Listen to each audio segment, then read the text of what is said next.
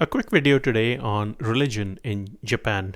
So, Japan essentially follows two main religions. One is Shintoism, the other is Buddhism. Many of the Japanese folks actually follow both these religions, aspects of both of them. Shintoism is the original religion of Japan. Buddhism was brought to Japan from China and Korea. In turn, Buddhism came to China from India, obviously. Buddhism and Shintoism have kind of had a good relationship. Many of the gods kind of merged as well.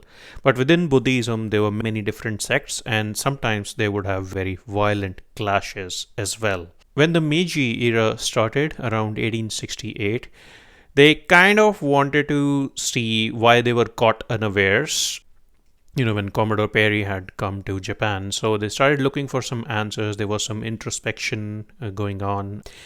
And they kind of felt that, maybe it was Buddhism that was responsible for it. And then there was some blame game that happened. And at that time, they, by stricture and by legislation, they tried to divide the two religions completely.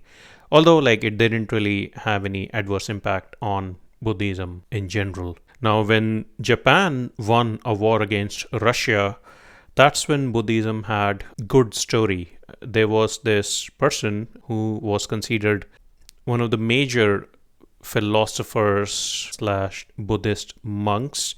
And he kind of mixed Buddhism with psychology, which he had studied in the Western countries.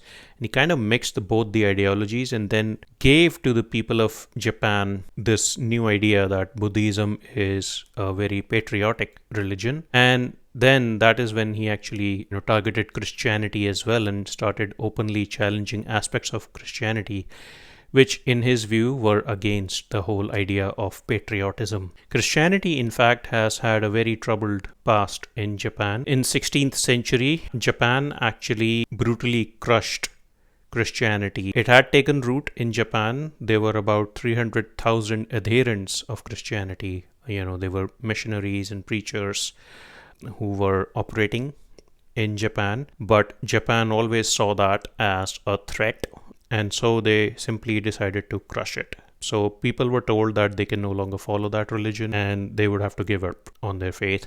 And when ships from the West would arrive, they would seize all the Bibles as well. By some accounts, Japan actually just committed a genocide of Christians as well. From their perspective, of course, they were protecting their country. But today, those folks who were killed are now proclaimed as saints in the Catholic Church. So Japan has had a very troubled relationship with Christianity overall because it always sees it as a Western influence and a threat. Today, the situation may have changed a little bit, but still you can understand that the Japanese folks, they always have a reaction whenever they perceive something to be a threat to their overall way of life or their culture. Given all of this, now read about the killing or assassination of Shinzo Abe and also read about how the person who actually assassinated him